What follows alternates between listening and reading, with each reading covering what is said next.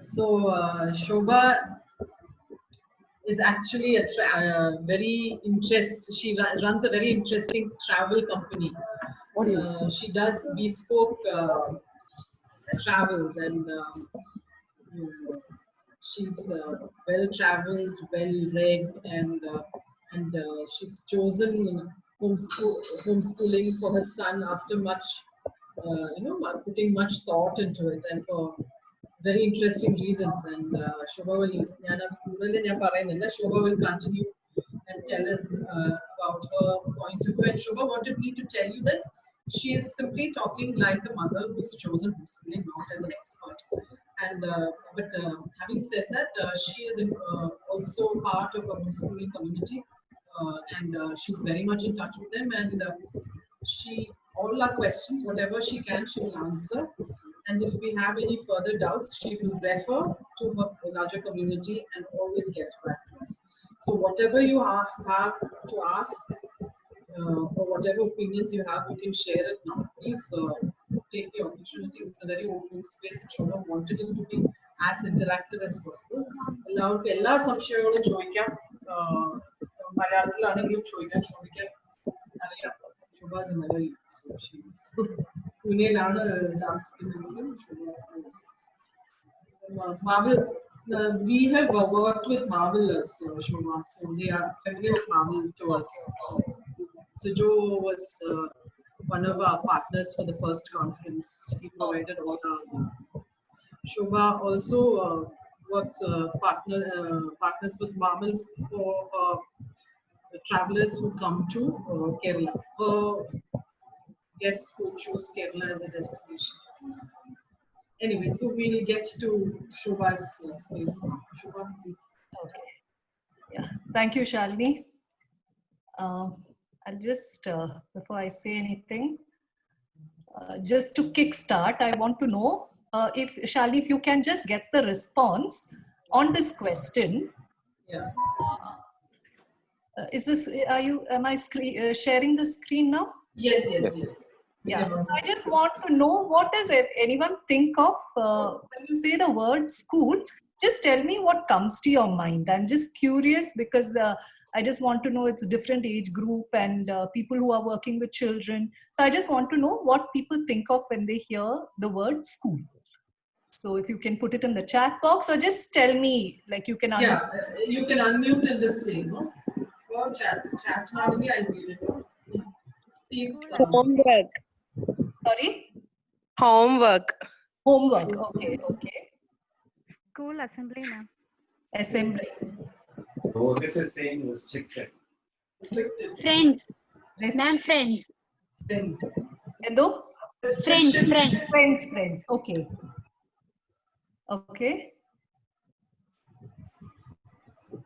Anyone else? Just anything that comes to your mind when you say school. A place for kids to come together. Where kids come together. Okay. Tiffin box. And lunch together. Tiffin box, lunch together. Structure.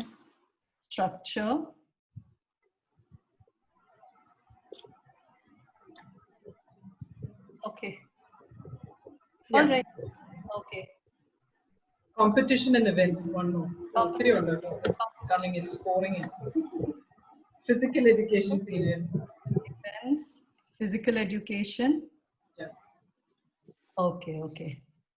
Okay, just wanted to take a feedback of what everyone sees as school. But before that, let me thank all of you. Thank you, Diana and Shalini, for giving me this opportunity to interact with Team Vanda. It's a privilege for me. Let me first tell you that it's a big privilege for me. I admire all of you because you are dedicated, not just your time, but a lot of emotion on this.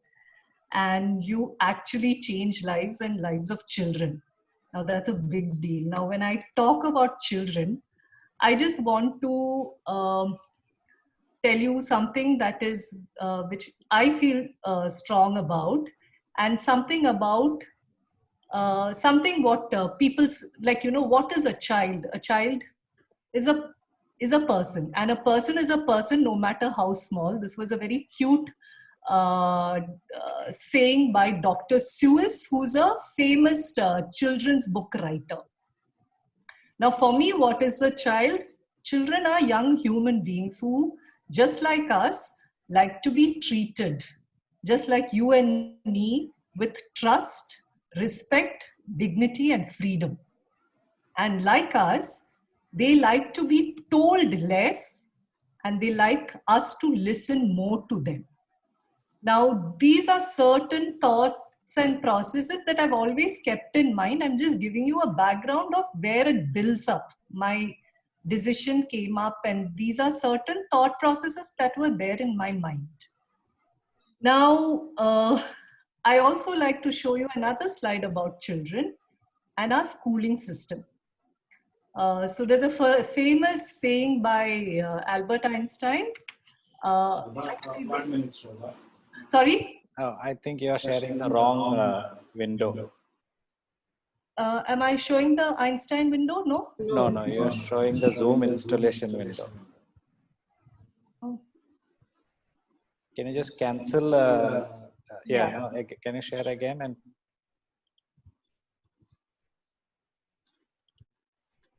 yes. Einstein. Yes. Okay. So the full saying goes that all children are born genius, but if you judge a fish by its ability to climb a tree, it will live its whole life believing it's stupid. So I want to take you back to just give you a quick background on the schooling system that we follow. I mean, our schooling system is about a 300-year-old system. It came about, it was started and established at a time when there was no telephone, there was no computer, there was no internet. And at a time, this was the time when the British Empire was set up. So the British Empire was very huge. It had, like a multinational company, it was present all over the globe. Now you didn't have a computer, so you need to create a network. Now you create a network like a computer through human beings. And that is what they did. They installed a system that will ensure that everywhere in the world and every person who's inputting to their company or to their empire will think like that, or will think in the way they want them to think. They will give the input and they will think the way they want to think. And it was a very good system because it was flawless. Just by paper and pen, what the computer and the internet is doing today, they were able to communicate and run an empire for so many years. With every, from Australia to Africa to India, they were able to run it. But that system, to a great extent, still continues. So this is where, this is just a small background of reality of what our real schooling system is about. Now computers have come, and you don't need humans to be like those to do those clerical jobs, because computers have taken over those jobs. That is a fact. But do we still want humans to think? Don't we want them to not just take instructions? This was one of the main thought process. I went to a mainstream school, and I went to a school in Ernakulam. From LKG to 12th standard, the main focus of the school was, of course, your academic achievement, and that determined who you were. And I was not particularly good at my academics, so clearly I was not someone who would have who had a choice. You had to still complete the system. There was only one system available. You all had to do the same, whether you were good or bad at that. And there was no, all of us went from one class to the other. Everything was taught at the same pace for an entire class of 40. And there was absolutely no difference. So it was up to you. If you missed out, you missed out, and you would keep just missing out.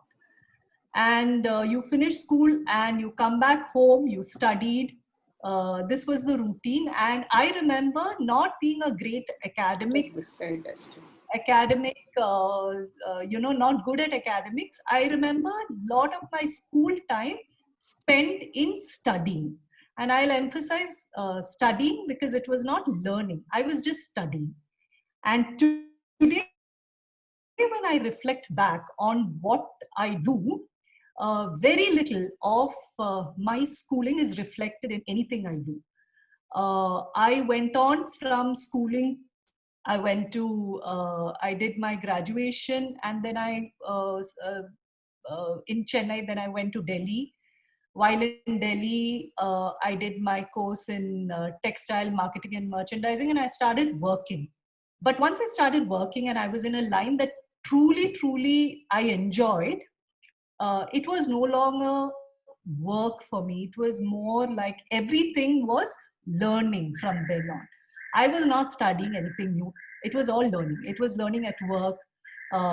Then after my textile stint, I had to move to Pune, where I started my travel company. Why did I start a travel company? Because I just love travel. And I had a background on fine arts, art of history.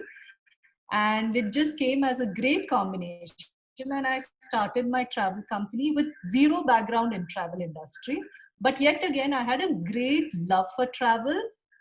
And I knew how I wanted to tell people how to travel the same way that I like to travel. So here again, nothing was a strain. I was learning constantly, and I had a desire to know more things because I was doing something that I absolutely loved. I continue to learn. Even today, I learn. There is something new I have to learn from a person or from a book or through travel or something. So I'm continuously learning. Learning never stops. So now the step I come to with regard to my son, I knew very well that I didn't want the mainstream education for my son. I was very clear about it. So what were the alternates? There are alternate schools. I was lucky enough to be in a city where there was a very nice alternate school. So I was able to send him to that school. And that school reflected a lot of values that I gave in the way that you will look at a child. That is, treat the child with, first of all, with respect. Treat the child as an individual who can think and not always being told what to do. These were the main things I was looking for. And the initial years he spent till about 6th standard, he went to that school. Till the end of 6th standard, he went to that school. And during this time, I was exposed to a lot of people who were doing even more alternate learning methods, including homeschooling, unschooling, world schooling, all kinds of things. And when I interacted with a lot of them, that gave me confidence to know that, yeah, there are ways of doing it. And I ventured into that. In 2017, I sent my son to a camp in Udaipur called Shikshantar. Now, Shikshantar is started by this gentleman called Manish Jain, who grew up in the US. He's a Marwadi who grew up in the US, went to Harvard, worked with UNICEF, worked with World Bank, and many other such world organizations for almost 15 years. But he came back to start this center called Shikshantar. The aim of Shikshantar was to radically change the education system and to give a space where children and adults can continue a learning process. So that is how, when they announced a camp at Shikshantar for 2 months, I sent my son there. He was also keen to go there. And while he was attending the camp and meeting children who were being homeschooled or unschooled, he called me and said, I think I would like to unschool. So just to correct you from what Shalini had said in the beginning, I was not a homeschooling mom. I was an unschooling mom. I didn't follow any system. So by this time, I had met enough people to know what homeschooling, unschooling, and alternate learning methods were, and a lot of other integral things, values that you wanted your child to have, and what you also wanted to bring about in your life. So then, when he said that, I said, yes, we will do that. So he came back from the camp, and so he was going to. So after he, so I took him out of the school he was going to, and we explained to the teachers there that he has made a decision to try unschooling because he wants to venture and try other things. At that point, he was very interested in filmmaking. He was very interested in a lot of other things, including how to develop games and things like that. And he said, let me give it a try. I want to try doing something with my time. I feel I will learn more through this. So that is how my husband and I, we took a conscious decision that this is what we're going to do. And there was no time limit. So he came back and we started the unschooling. And thankfully, I had met enough parents before that who told me, don't expect your child to come out of school and just suddenly become this all conscious or determined or so-called focused child because he's said this is what he wants to do. Thank God I was told that, because that is not what happened. He came out and he just did whatever he wanted because he's a child. For him, there is no anxiety like that huge anxiety of tomorrow.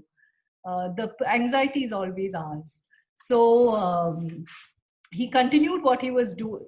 He spent a lot of time doing the things he wanted to do, but in my small ways, I facilitated certain things. We traveled together a lot.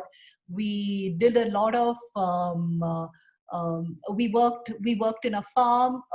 We took on a small plot and we did farming there. He does a lot of gaming and started reviewing games. Learned more about the computer. He was very interested in that. He made some films, but then at some point he dropped it. And the journey went on. For almost 2.5 years, he did a lot of things. We tried to, he would try and interact with small teenage communities that would meet together to discuss various issues. So the communities may not necessarily be teenagers. It will be from different age groups where they sit and share ideas. It could be ideas from each person could come and share ideas. So a lot of things happened. I can't list out everything, but yeah, a lot of it happened and a lot of things happened to me also.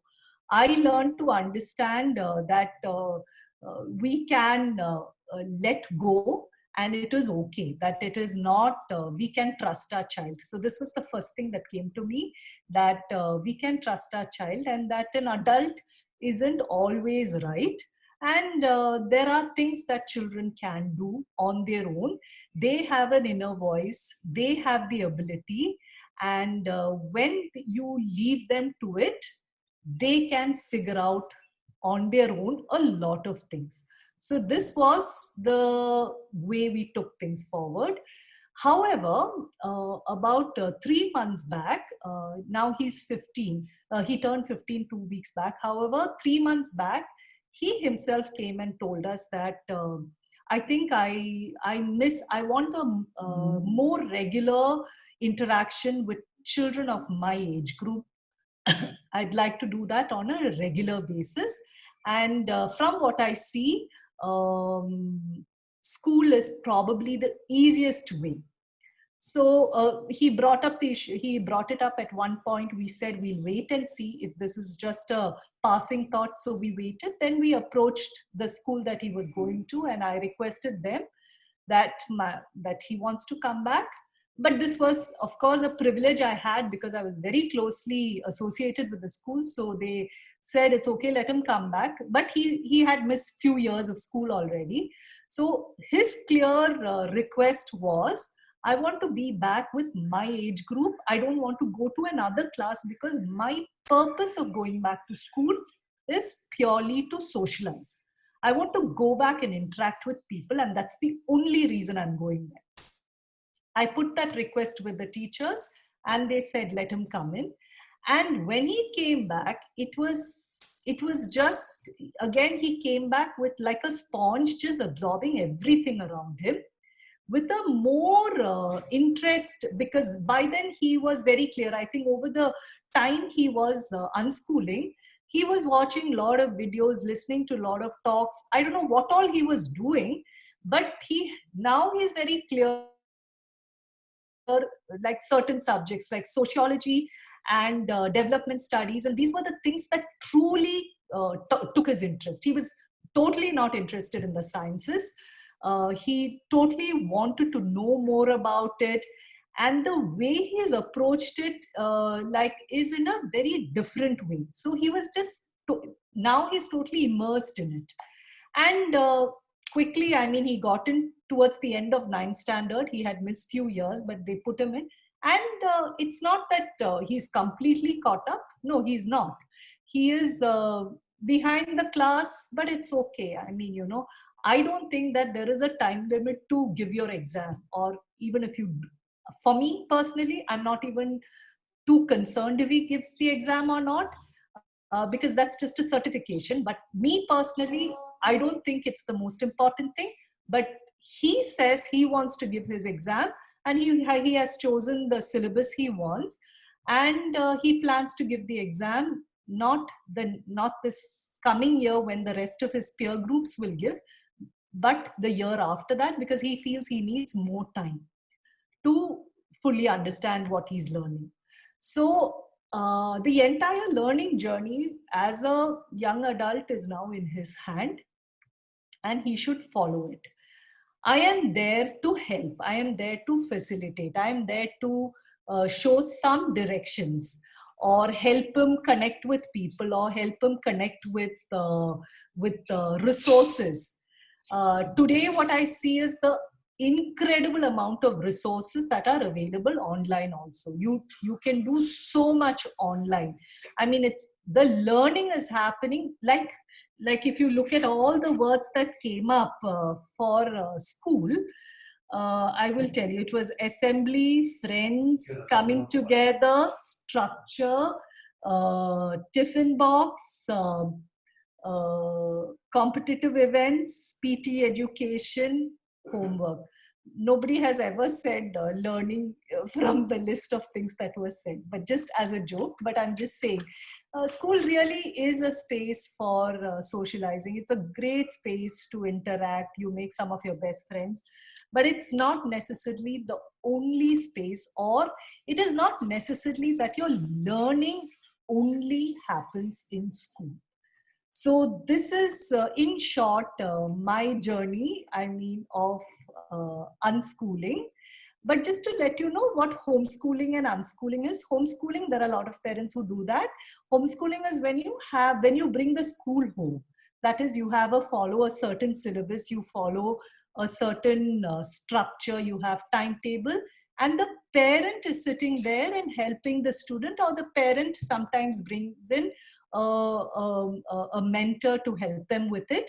That is what homeschooling is. They follow a very strict structure, but they also have flexibility because they are not dependent on school holidays. They're not dependent on any such things. So they may travel, they may go out, they may do other things besides just the school curriculum. They can go out and do many other things. Unschooling is, like I said, we don't interfere. The child develops, or it's called as self-directed learning. They develop their own learning through various things. I will give you another more concrete example of a self-directed learning that one of my son's friend who was there at Shikshantar is doing now. She is a 16-year-old girl.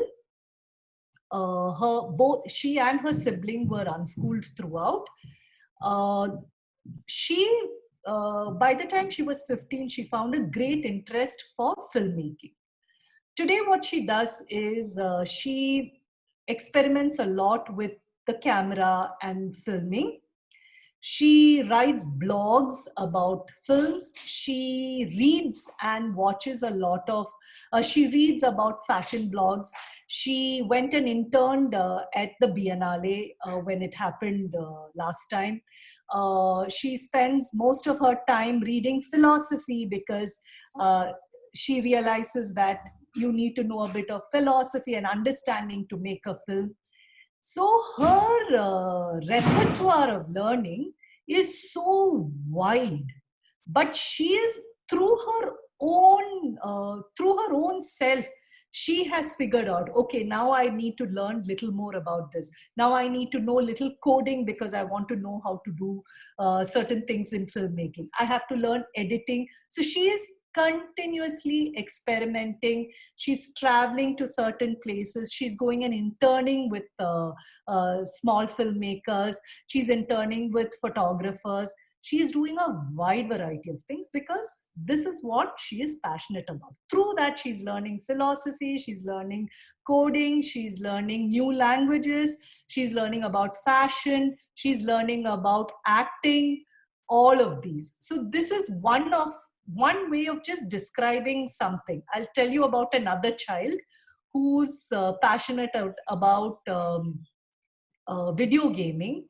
And through his journey of video gaming, he started learning Japanese. He started learning computer, and he wanted to figure out everything about computer. He wanted to get better at his English so that he could write more reviews on computer programs. He wanted to, then he realized he needs a better understanding of mathematics and accounting, because he says, if I set up something on my own, I want to know more about it. So he has requested and started learning those subjects. So none of this was forced on him. These were all the process that happened as he learned. So this is just to give you an idea of self-directed learning and tell you a different alternate learning that is happening along with school these days. So I hope I've been able to, now I can take as many questions as you like. I think there were a few. Yeah. This is a brief about, yes, homeschooling, unschooling, and yeah, what I've done and what, and see, one thing I want to tell you, why I think I was explaining to Shalini was, one thing is, I mean, this is not workable for everyone. I totally understand, but this is, I'm just sharing this as an inspiration for ideas of how learning can happen in various ways. And sometimes all don't fit into a school. It just doesn't. And there are certain skills. I mean, a lot of our skills have been put aside because everyone wants a desk job only. And the school facilitates that. So you're pushed to learn and understand, just to study to get a desk job. That's the role of the school. You have to remember that. Lot of other skills are there, from the carpentries to building, to so many things. I mean, I have a list of alternate schools. Like, for example, you would have heard of that famous school in Ladakh, where from the movie Three Idiots, that school really exists. What did the school do? The school, the founder found that what is being taught in Ladakh was just irrelevant to the children of Ladakh. It was preparing the children of Ladakh to leave Ladakh and go into a city, which means they have to leave the beautiful Ladakh and go into a city if they have to find a job, because they couldn't relate to anything that was part of Ladakh. So what did they do? They started a school or a learning center where children came and did things that were relevant for Ladakh, from solar heating to creating homes that you would heat itself during the winter and cool during the summer, artificial glaciers to make sure there was water, and many, many such things which help them become self-sustaining. So this is one example. Another one is Swaraj University. Again, this Manish Jain I was telling you about, who's who started Shikshantar in Udaipur. It's a university started where students come, and it is entire, they decide what are the syllabuses, what are the subjects they want to do, and there are a whole bunch of facilitators who are there who help them with all those subjects. There is no fixed subjects there. They come and do various things, and they may not be in the mainstream career options, but they are doing various other things which they are deeply interested in. I mean, there are many such schools. I have a list which I'll share with Shalini also. So yeah, I mean, I just wanted to emphasize the importance of learning besides learning for a desk job. Yeah, thank you. Yeah, Shobha, I'll just, some questions that had come, I had asked them to, put some questions, some doubts they had. So I will take some of the questions, some of the things that you haven't covered. I have a few. Is it the questions you had sent me earlier? Yeah, some of that. Yeah. One thing I'd like you to take on first is just to be Fourth Way Foundation is an organization that works mainly for the marginalized. That's our focus lies there. So how effective is this? How can we take this concept of homeschooling or unschooling or even this learning to that segment, to that? So I think one of the main things is skill development, and skill development based on interest. I mean, in fact, that was what I was trying to say, that with so many of these alternate schools, alternate learning spaces, they are not focusing on the standard subjects. These standard subjects may not be relevant all the time.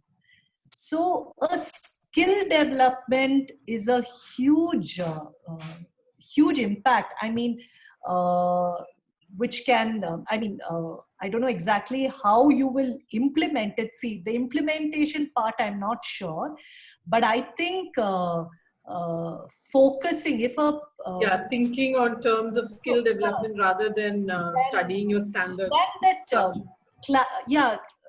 Rather than getting your school certification, a skill development is based on interest, and you have a means of earning also. It really contributes. Your time is so productively used when a child is just not, I'm talking about if a child is just not fitting and is just not fitting into, or not able to understand the concepts that are being taught in school. Not everyone has to, right? Like even, for example, math, if you miss one level of math at some point and the class goes forward, you will keep lagging behind in math till the child catches up, and then that creates the frustration in a child. The child starts getting frustrated and just hates maths for the rest of their life. But if it is, one is of course skill development. Second is learning at a pace that is suitable to the child. Now, schools don't provide, a school, it's impossible to provide that. But is there a method where children can learn at their pace, not at the pace of their classmates? That is also very important. It is, I think, it's like a building block. If your foundation is not there, then everything that you build above that will just keep collapsing. Yeah, I think even I liked your example about the school in Ladakh. See, what happens is schools actually prepare you for probably for a kind of situation that's totally unfamiliar to you or may not be useful. It just takes, It just tells you what you lack and that you need to move away from wherever you are and create a space which may not be good for you in the long run or for the community around you, because you just create vacuums in your places where you could have made a difference. Yeah, that way it makes a lot of sense, because for us, we have children from Chelanam, we have children from the areas around Cochin who we have a lot of cases. Alle Reshmikku അറിയാമല്ലോ cases where സ്കൂളിൽ fit ചെയ്യാത്ത പിള്ളേരുണ്ട് അല്ലെ, learning ഡിസബിലിറ്റിയും അങ്ങനെ കാര്യങ്ങളൊക്കെ ഉള്ള പിള്ളേർ. Reshma, you can just അതിനെ കുറിച്ച് ഒന്ന് പറയുവാണെങ്കിൽ നമുക്ക് അത് കോണ്ടെക്സ്റ്റിലാക്കായിരുന്നു, നമ്മുടെ കോണ്ടെക്സ്റ്റിലാക്കായിരുന്നു. What should was trying to say. Hello, ma'am. Reshma is one of the case workers. Reshma always meets children with learning disability, and they don't fit in the normal curriculum, and therefore they are so frustrated and they want to go out of school and they fall into bad company and fall into substance abuse and things like that, because of the root cause would be the frustration in school. Right. So in that sense, ഇതൊരു relevant ആണ്. രശ്മിക്ക് എന്തെങ്കിലും ചോദിക്കാനുണ്ടോ? Otherwise I'll go on to the next question. Okay, ma'am. നമുക്കുണ്ട് അങ്ങനെ കുട്ടികളുണ്ട്. അപ്പം നമുക്ക് അങ്ങനെ cases വരുന്ന സമയത്ത് കൗൺസിലേഴ്സ് പറയുന്ന കാര്യം എന്താന്ന് വെച്ച് കഴിഞ്ഞാൽ റെമഡിയൽ ലേണിംഗ് ആണ് ഒരു ഓപ്ഷൻ ഉള്ളത്. പക്ഷെ റെമഡിയൽ ലേണിംഗ് അവരെ ഇരുത്തി ഓരോന്നായിട്ട് പഠിപ്പിച്ച് കൊണ്ടുവരണം എന്നാണ് കൗൺസിലേഴ്സ് പറയുന്നത്. പക്ഷെ നമുക്ക് അതിന് പോലെയുള്ള ഒരു സാഹചര്യമില്ല. ഉണ്ടെങ്കിൽ റെമഡിയൽ ലേണിംഗ്സിനുള്ള സ്കൂൾസ് തന്നെ ഭയങ്കര ഹൈലി അവർക്കുള്ള ഫീസും ഭയങ്കരമായിരിക്കും. അത് മാനേജ് ചെയ്യാനും ഈ പറയുന്ന പേരൻസിന് പറ്റാറില്ല. അതാണ് നമ്മുടെ ഇപ്പോഴത്തെ സിറ്റുവേഷൻ എന്ന് പറയുന്നത്. Also, Shobha, what happens is these kids who really don't fit into a schooling system are the ones who are called high-risk children in a community, because one day they've already lost that peer and the company of the peers, that they start searching for older friends outside of the school, and they land up in company that's very risky, and they're the ones who go into experimenting with narcotics and drugs, and finally they get pulled into the whole business of muling it. So early skilling, like you said, is a good option. Again, we don't have a systemic process that takes kids from this kind of I think the upper middle class, the affluent, can still take risk like we're doing, but for that kind of strata, either you're in school or you're out. But then we've also seen the outer school who land up to become fantastic people because of their early experiences, their ability to sort of take the good from the bad. But this category out of school children are our real trial and error right now at Venda. Okay, but we to go into this whole football and alternative skilling and learning that we're trying to engage them in. Yeah, I saw a very good example of Varkalelandonu. There were there was a tourist who came many years ago to Varkala, and he has started a surfing center. And there was a beautiful video I watched, and all the children over there have been taught surfing. These are all children from the fishermen community. They are charged up. Their energy is fully diverted to doing surfing. And this is a new skill they've learned. And Pasha, they have put a condition that surfing you should have gone to school. School you can come for surfing. I mean, that is that is a very alternate either. Pasha, it was quite amazing to see, because if that child has learned surfing, there are in multiple levels I see advantage. One is he doesn't have to leave his home and go away somewhere looking for a job, because surfing, as long as tourism is there in Kerala, surfing is going to happen, and this is also going to be a livelihood for that child, and it is incredible. I mean, it is a very universal thing. I mean, how often do you hear of surfing even none of us have ever heard of surfing when we grew up, but it was a very inspiring video I watched. I mean, I'm just saying that it's just like Reshma Varnawala, there is no facility for remedial learning, or there is no proper remedial. But what I'm curious about is these are children who may be in the age group of 12 and above. Anna, what age group are we talking about? Yeah. When they, I mean, it's, see, when I talk about homeschooling or anything, I understand, I stand at a privileged space when I am doing it. Because homeschool cheyanengi parents veeti venam. Allandu pattathilla. It is not possible, because the idea is there is a guardian at home who is taking care of it. No doubt about it. But the takeaway should be, it is not so much more the homeschool or the way of doing it, but it is more to do with do all children have to go through exactly the same system? It doesn't fit everyone. Exactly. Of course, skill development in the Varayamba, see, there are, it is, in fact, I'm looking at skill development from very grassroots level upwards, you know, so many skills that, which are very, which will make them a contributor by the age of 17, 18. I mean, you know, I remember once I've met this lady. I mean, you know, I'm not propagating that, Pashe,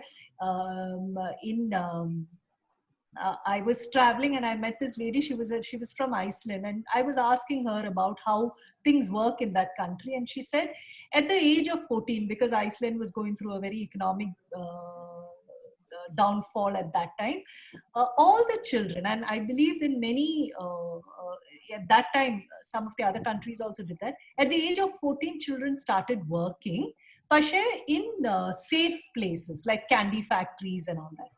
What I'm trying to say is, because they wanted to make sure that certain skills were developed. One of my colleagues who works with me here in Pune, she's an expatriate from Austria. Avadata school lanelum, after you finish, starting from high school onwards, actually you can choose. Do you want to go to the mainstream, or do you want to go into skill development? Skill development can include from mechanics to carpentry to everything, you know, so you can decide which you want to go to. I'm just saying, there are around the world, lot of things are happening, and in India also, lot of such centers are slowly coming up. In Kerala, I couldn't really identify, but there are some very radical thinkers from Kerala who are also propagating these ideas of alternate learning and breaking away. Like, you know, I'm not saying everyone should break away, but when everyone doesn't fit that system, certain alternates have to be made available. Yeah. I don't know how. Yeah, sorry, Reshma. ഞാൻ പറഞ്ഞതിന്റെ കൂട്ടത്തിൽ ഞാനൊരു example പറയുകയാണ്. മിനൻ എന്ന് പറഞ്ഞൊരു actor ഉണ്ട്, ഒരു child artist ആണ്. നാഷണൽ അവാർഡ് വാങ്ങിയിട്ടുള്ള ഒരു കുട്ടിയാണ്, നമ്മുടെ കേരളത്തിലുള്ളതാണ്. ആ കുട്ടി ഹോം സ്കൂളിംഗ് തന്നെയാണ്. കുഞ്ഞിനെ സ്കൂൾ വീട്ടിൽ ഇരുന്നാണ് ഫുള്ള് പഠിപ്പിച്ചത്. അച്ഛനും അമ്മയാണ് പഠിപ്പിച്ചത്. ബുക്സ് റീഡിങ്, പെയിന്റിങ്, ട്രാവലിംഗ് വഴിയാണ് ആള് പഠിച്ചതൊക്കെ. ആളുടെ ഇൻട്രസ്റ്റ് എന്ന് വെച്ചാൽ ഫിലിം എന്നാണ്. മാം അറിയായിരിക്കും, ഒരുപാട് മലയാള സിനിമയിൽ അഭിനയിച്ചിട്ടുള്ള കുട്ടി. റീസെന്റ്ലി വല്ലതും ഉണ്ട്? 2015 കഴിഞ്ഞിട്ടാണ് ആ കുട്ടി, 2014-15 കഴിഞ്ഞിട്ട് ഇങ്ങോട്ട്. I'll go to the next question quickly. Okay. Hello. Yeah, sure. Yeah. ഇത് നമിത ചോദിച്ചതാണ്. ഒരു കുട്ടിയെ സംബന്ധിച്ചിടത്തോളം സമൂഹമായിട്ടുള്ള ആ കുട്ടിയുടെ ആദ്യത്തെ ഇടപെടൽ ആണ് സ്കൂള്.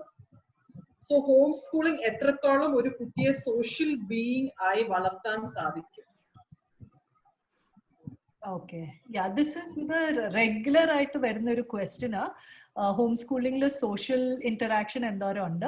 It happens. അത് കുറെ നമ്മള് only thing is the difference is home schooling ആവുമ്പോൾ നമ്മള് parents we are consciously aware. പിള്ളേർക്ക് ആ സോഷ്യൽ ഇന്ററാക്ഷൻ വേണം, പിള്ളേർക്കും അത് തന്നെ വേണം. അപ്പോ you are making a conscious effort. Usually home സ്കൂളിംഗിൽ certain cities, like for example, if Pune, there is a community of homeschoolers. So we do things together. There is a chance where children meet. Otherwise, we are, ഞാൻ പറഞ്ഞ പോലെ എൻ്റെ മോൻ, he used to attend ഇങ്ങനെ ഒരു every Wednesday there was a bunch of youngsters who would meet. The youngsters എന്ന് പറയുമ്പോൾ they were teenagers till 30 years old ആയിരിക്കും. Some of them were from different fields. So the advantage is they are not only interacting with children of their age, they are interacting with children with various ages. There are times when they interact with children who are younger, and they are interacting with children who are older, and they are interacting with their parents' community also. You are constantly trying to, your child is not വീട്ടിൽ മാത്രമല്ലല്ലോ ഇരിക്കുന്നത്. Then there are games. അവർ പോയി ഏതെങ്കിലും, they're usually playing some games. They're interacting with adults and children there also. Usually very small children, invariably the parents find a small group of children to play with. But what I have seen is invariably there is a lot of interaction with varying age groups and different kinds of people. Because we are also taking an effort to make sure of that. Also, Kekawa? Yeah, I can hear you. Yeah. So she wanted to also know what are the challenges you personally faced when you when I was started unschooling. Unschooling. My biggest challenge was to get used to it, because I come from a mainstream school at the end of the day. There were a lot of fears. While I believed in it, in my heart I was very scared whether I am disabling my child, and am I taking away, am I doing the right thing? No, edakku enike doubt undu. While 99% I believe in it, but I still had my fears, and you're constantly questioned by people around you about what you're doing. Adutha pottattaram kaanikkiyano, ആവശ്യമില്ലാത്ത കാര്യം ചെയ്യാണോ, why don't you just follow the system?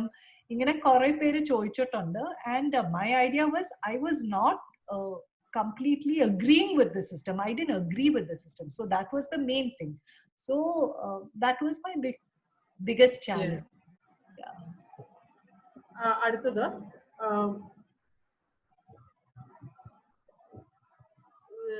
this is I think CC, you had a question. Is homeschooling legal in India, or is it allowed by the government, or does the current homeschooling, is there a pattern, is there an Indian way of doing the homeschooling? So for India, legally, this thing is right to education under, but it's a right to education. As long as your child is, there is no rule that the child has to go to school. Now if a parent wants to do homeschooling, there are you can take up any textbooks. Textbooks are available to buy from the shops regularly, not only from schools. But you can use the textbook, follow a syllabus.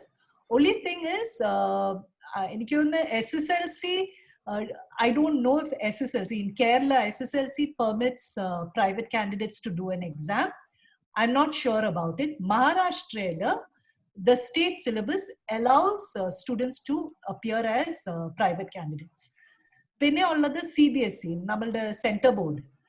CBSE syllabus also does not permit private candidates, but they have another alternate called NIOS, which is also recognized in the same way as CBSE is recognized. For your for your college admission or endanelum, you can use the NIOS for your certification. So yeah, so when they still have to write a board exam, they have to register in a school to write the exam, and then is that privately ഇത് private ആയിട്ട് ചെയ്യാം. But some students which I haven't heard about have asked whether they can ഇവർക്ക് CBSE ചെയ്യാൻ പറ്റുമോ. CBSE ചെയ്യണമെങ്കിൽ you have to register through a school. അല്ലെങ്കിൽ പറ്റത്തില്ല. Okay. Have to, yeah. പരീക്ഷ എഴുതാൻ വേണ്ടി മാത്രം. പരീക്ഷ എഴുതാൻ വേണ്ടി മാത്രം, provided that school permits you to. Permits you to, right. Then we also, Fourthway Foundation works with children with disability. So how effective is homeschooling for children with special needs?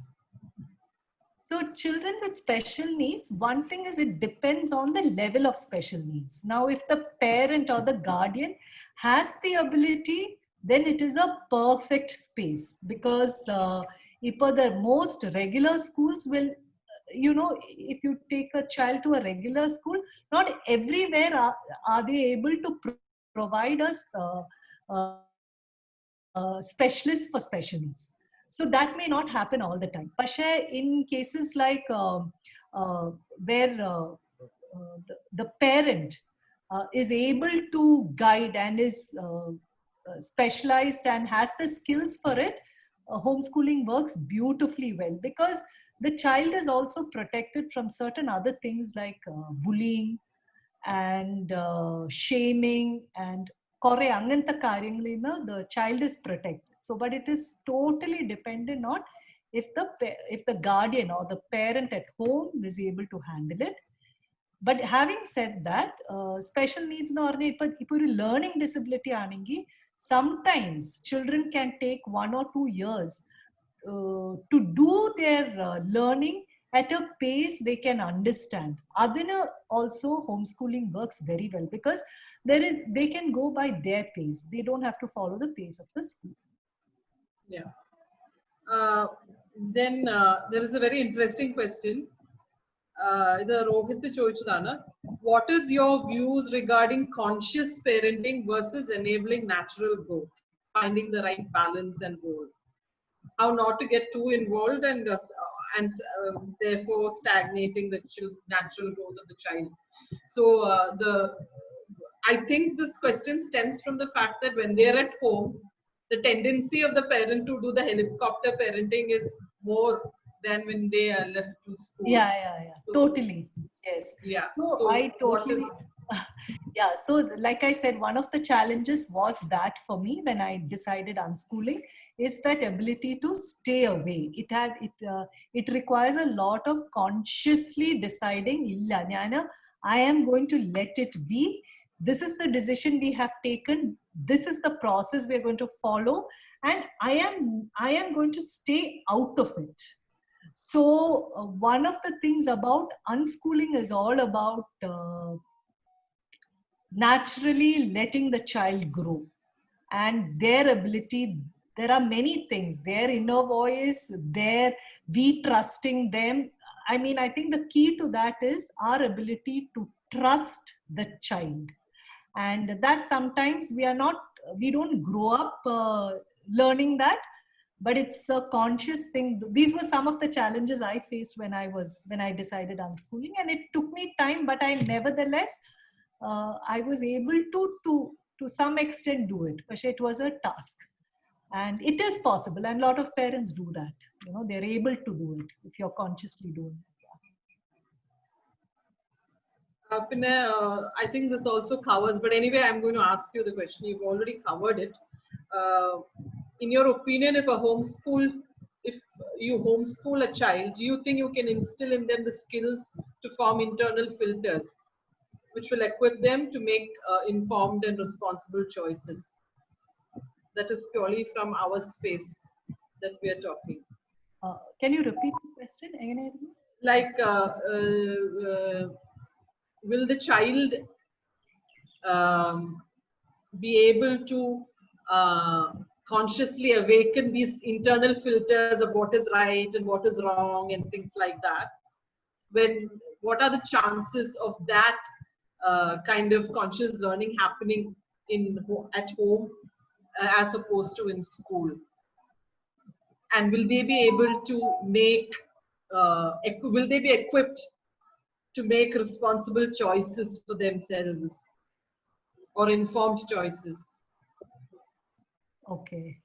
So this is so the question is based on the conviction that the school is able to help them. Yeah, I think it comes from there. Okay. So, yeah, that's a very difficult question for me because I feel the school, I don't know how much the school is able to do that. Yeah. Yeah, for me, I see schools instilling more like something I totally disagree with, like competition. Okay, Yeah. I'm just taking a small example. For me, school instills competition. There's a lot of, it is about who's coming first. So I don't know what is so right about that ideology, for example. Okay. Yeah, okay. Now, but I may not be able to empathize. I'm not able to completely understand whether you're talking about a situation where a guardian or a parent is not able to help them with that. Yes. In a marginalized situation where all the learning for the child probably comes from the school, and the guardian or the parents may not be the ideal person to give it to them. So all they get is coming from the school. Yeah, so definitely, see, if you feel the guardian is already disabled in certain sense, when you say, I'm thinking of an extreme situation when you're saying this, maybe the guardian has a problem with alcoholism or has a problem with addiction of some sort. I'm assuming. Yeah, otherwise, that is exactly the. Yeah. So that already is a situation where a child, the safety of the child and the well-being of the child is already outside the home only. Yeah. That child can never be at home. I'm assuming that this question comes from a situation where I think it's exactly from that situation. If it is from that case, it is already the safety of the child and the well-being, the basic well-being of the child itself is from outside of the home, right? Upon definitely, it is not an option one can consider, because see, first is that safety of the child. If there is an addiction or a background like that, because otherwise, if it is not the case, no matter how uneducated the person is, the good values are given by parents. It is not given by anyone else. That good values, education and values are not, I don't think, are connected. Good values, good, that always comes from the home. The parents. That is what, it never comes from a school. School is, right. I mean, for me, I'm telling you, school is teaching you competition. That you have to come first. That's all. Take care of yourself only and just come first. I'm not talking about every school, but to a great extent. What great such extent. a great value in that? Nothing. Yes.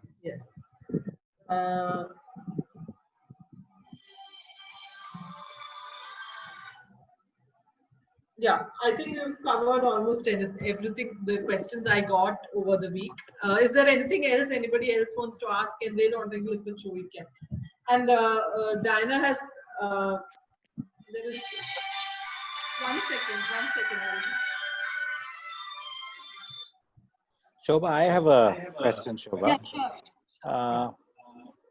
See, when a child spends 6 to 8 hours, let's say, in the school, it makes the child a lot street smart. Even education does not happen.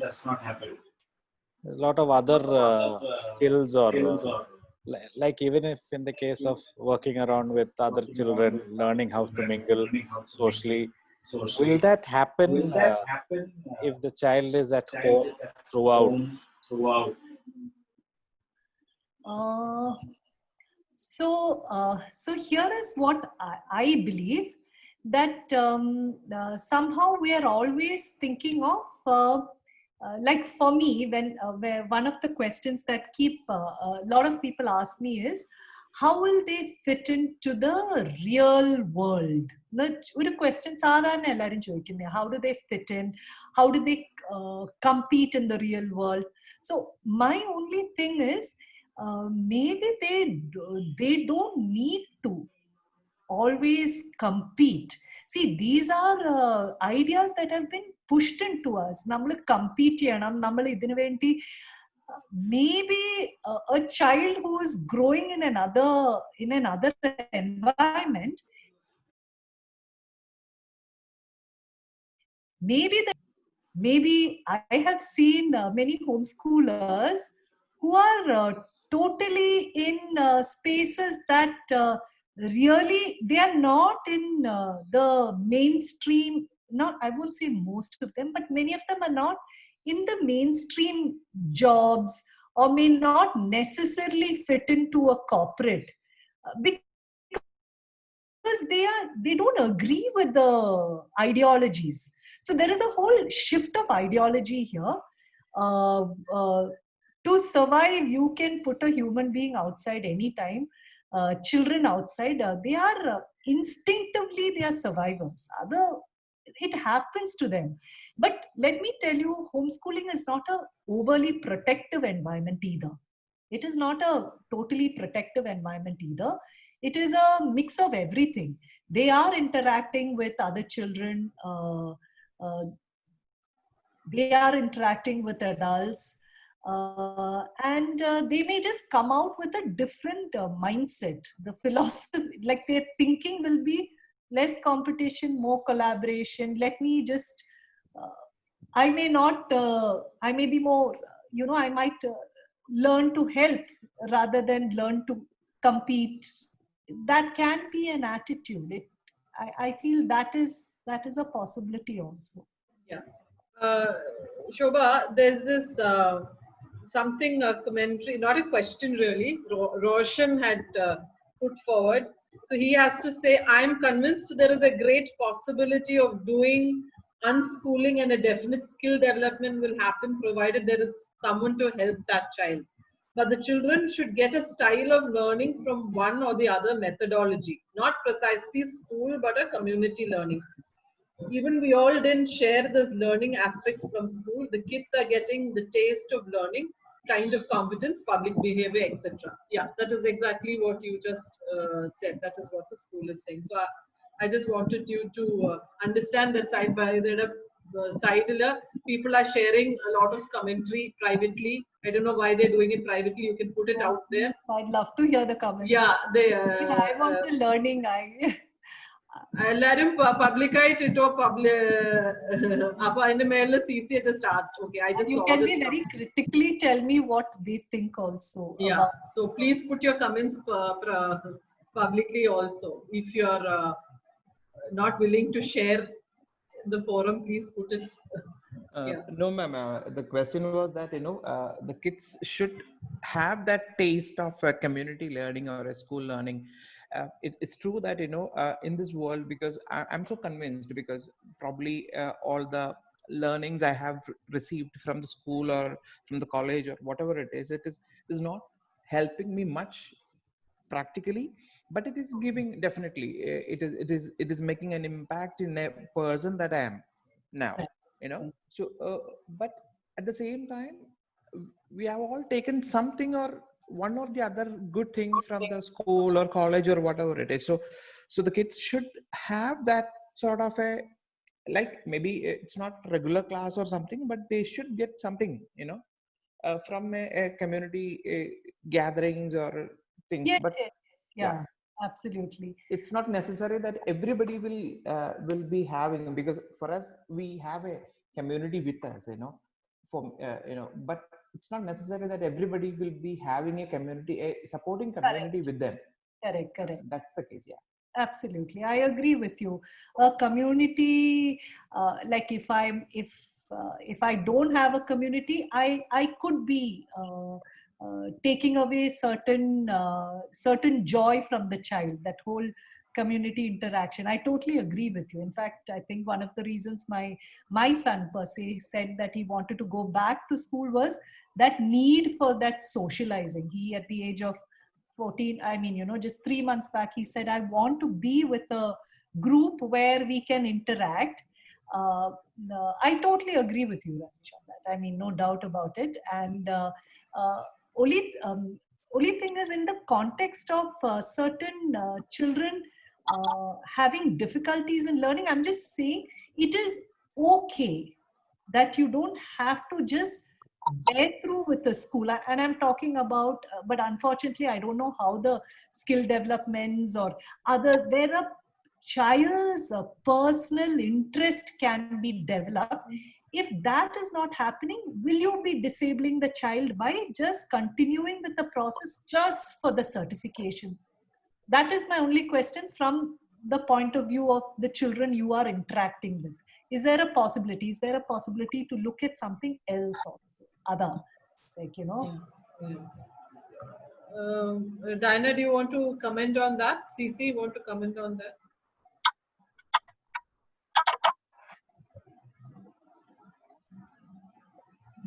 No, I'm just good. I was just sending a private conversation to Shalini, Shobha. Basically, that if somebody while I was young sounded as confident as you and was around my lifestyle or my home, I think I would have had enough time to use that creatively at that age. Just going to school was very tough for me. I thought it was a lot of waste of time. Seriously, I did. And there was nobody when we were growing up who even thought of unschooling or homeschooling. I don't know what those terms never existed, I haven't heard of them. Precisely also why I can't even imagine myself sitting at a desk job 9 to 5. Okay.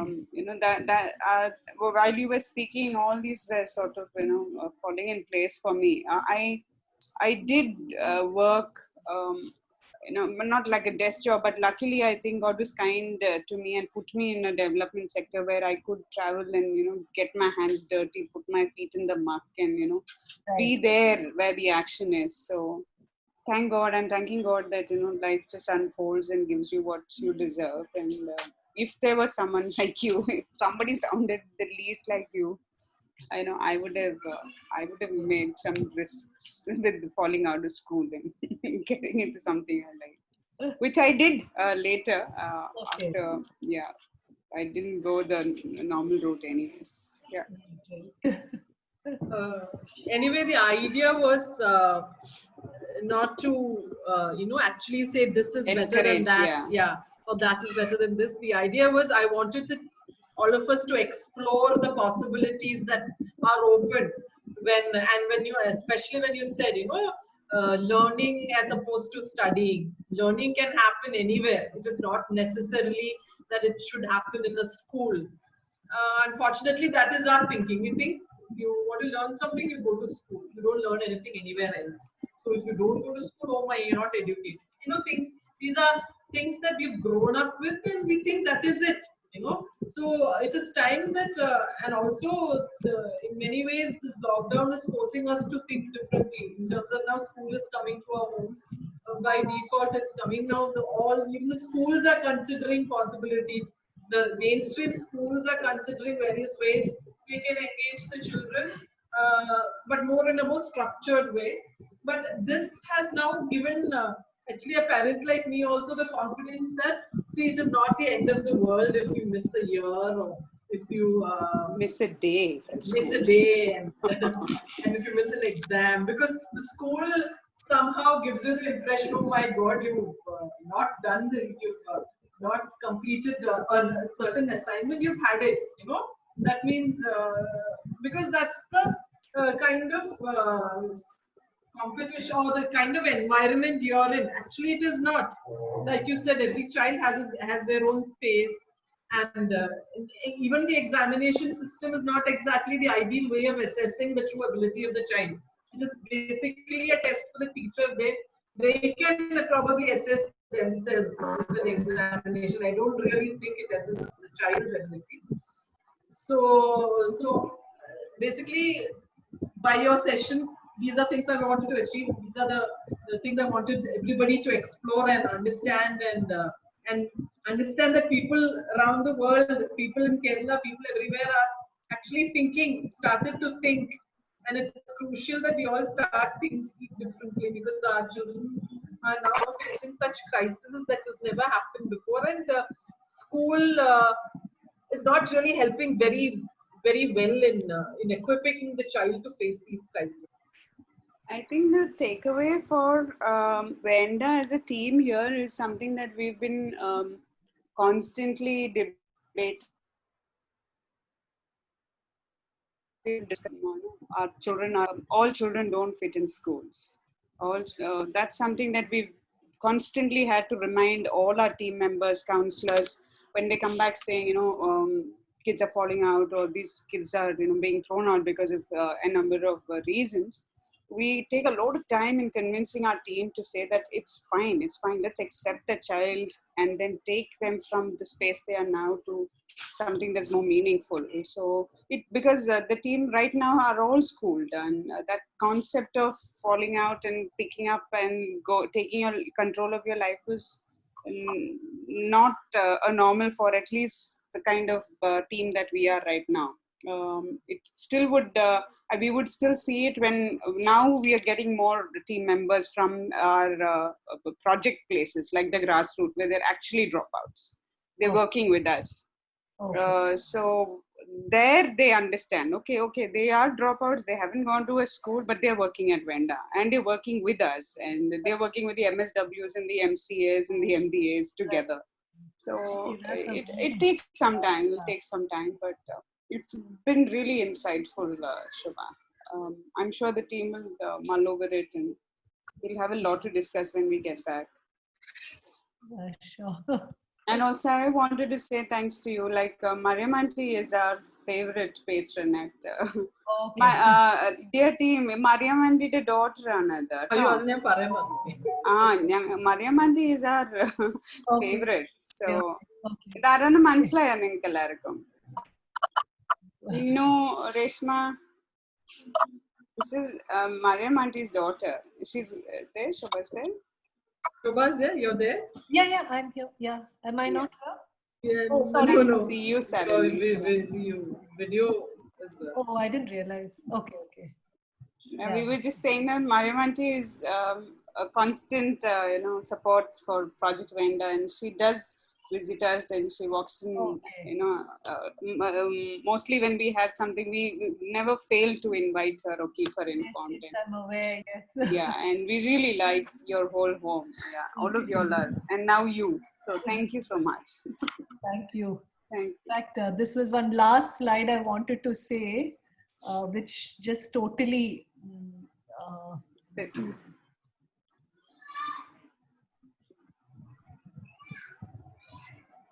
Can you see it? I don't know who the film personality is. Can you see it? Anyone who does, yeah. Oh yeah. I want Cheers to my team. I want to convey to everyone.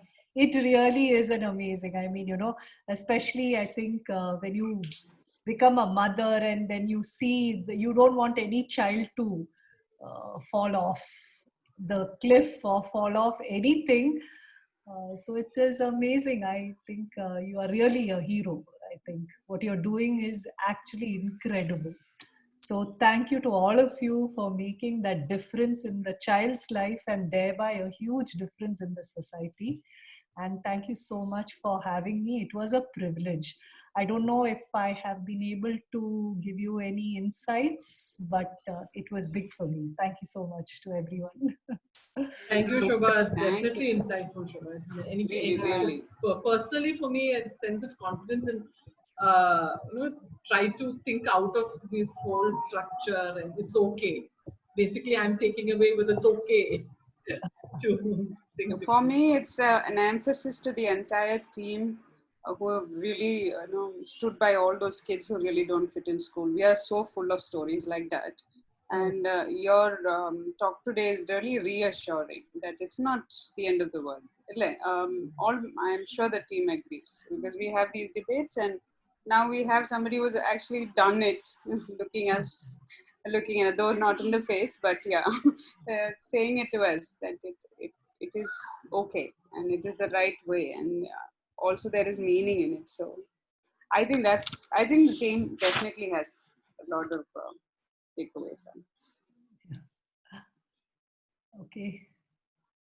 Okay, Shobha, thank you so much for your time, and thank you so much for agreeing with us and being so, doing your research for us. Thank you I so think when much. Shobha comes down, we should have her visit us, Shalini. Yes, yes. Of course, of course. Can you see this slide now? Yeah. Can you see the next slide? So these were examples of alternate learning spaces in India, which all of you can just check just to understand how alternate spaces work and how children, in fact, this Sonam space was all children who are dropouts. And they have become, like, some of them have become like world-class photographers and like at another level. Bhumi College in Bangalore is another place where it is closely for the environment and thinking about the environment and work towards environment and sustainable living. Shikshantar in Udaipur. Oh, I forgot to. If I can take just two more minutes. I forgot to give you an example of what happened in Shikshantar. I forgot about that. So when my son was there, Shikshantar, he went and interned in a cafe called Millets of Mewar. It was a very nice cafe where all the tourists would go. It was a hot destination. It was listed in many of the travel guides and all that. Now, the story of Millets of Mewar, the cafe is at Shikshantar. Shikshantar was a space where anyone could come and learn. Anybody, no age, any age, right from a little kid to an adult could come and learn. It was always an open space. Near Shikshantar in Udaipur, there was a basti. A basti is like a slum. And there were a lot of children there who didn't want to go to school. And they would just start getting very destructive. So Manish Jain invited those kids to just come into Shikshantar and just spend time there. They said, just come here. You want to play an instrument? There are instruments there. You want to sit and plow the field? Do that. You want to play something? Do that. Or if you want to help in the kitchen, do that.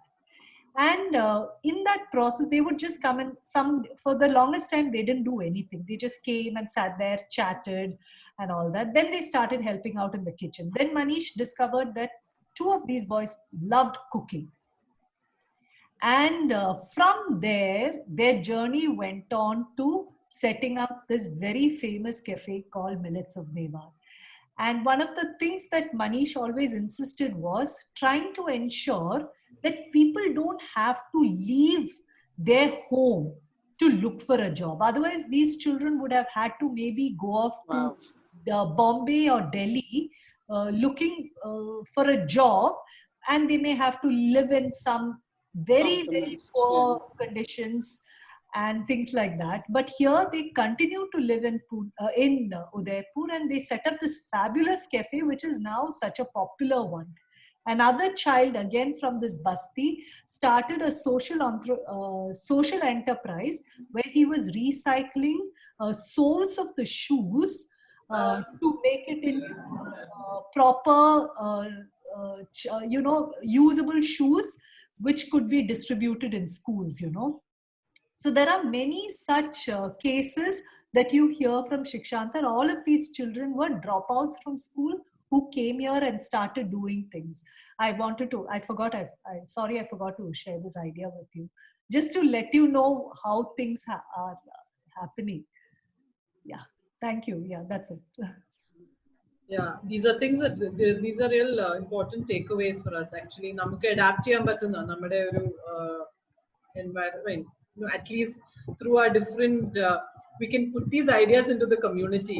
So telling them that, reassuring that your community is an important space, and you can think of supplementing your income within that space itself. Like it's a kind of empowering the community as well. Yeah. Thank you, Shobha, for your time. Bhumi, Ranjana's son studies at Bhumi. Okay. Oh, someone One of our teammates. Ranjana is here. Ranjana, Hi. you're here. No, Hi, say Shobha. Hi, Dana. Oh, you're Yeah, here. hello. Yeah, Yeah, Ranjana, totally. Can you show yourself? Can you show yourself?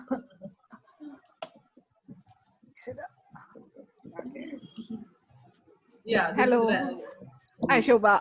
I used to teach in Prakriya, and I'm with Bhumi, and I volunteer with Bhumi, and Sita has been a big mentor for me. Sita Ananta Shivan, who heads Bhumi. Okay, so you're in Bangalore. Yeah, I'm in Bangalore, and I work with Diana for the Karnataka project for children with special needs. And in fact, my son he's into an alternate mode of schooling, and his school is called BME. So as you were speaking, I'm like, you kind of gave me a reassurance for whatever I have stepped into. No, BME is a very, very good. If I was in Bangalore, I think I would have idly sent my son to. Yeah, he's 9 years old, and he knows much more than what the life skills which I don't know, or neither my husband. Like be it carpentry, he's able to fix things. He knows everything. Okay. In fact, how old is he, Ranjana? 9 years, Shalini. 9 years. Okay. Oh, he's a stud. He's a stud. The child I was talking about, the 15-year-old, the filmmaker, she's from Kerala, and in fact, she's at the moment in BB. Oh, okay. Yeah. What's her name? I can't get the name. This is in the family. Yeah, you just text Shalini. No problem, Shobha. We are terrible with names and faces. Runs in the family. In fact, he and a couple of classmates, they were just reading. Sorry, can I take a minute? Yeah, sure. Yeah, so they were exploring Gandhi. So when they were exploring Gandhi, so they decided one of the stories they were reading was about Dandi March. So in fact, Ved and about 10 of his classmates, they in fact started their, they did the whole, at least they completed 250 kilometers walking every day and explored Gandhiji's Dandi March, why he did it and for what he did it. So they left sometime in March first week, and they came back just before the lockdown. So they're sad that they could not complete 150 kilometers.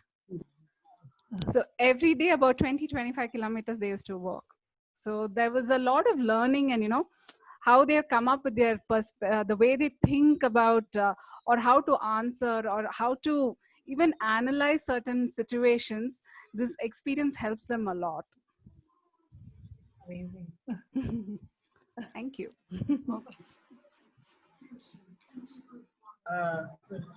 So we'll wind up. Thank you so much, Shobha. So I'm already thanked you. So I'm thanking you again and again. And it's been great. It's been a good session. Very exciting. So, Nana? Shall I leave? Okay. Yeah. Bye. Thank you so much. Bye. Bye.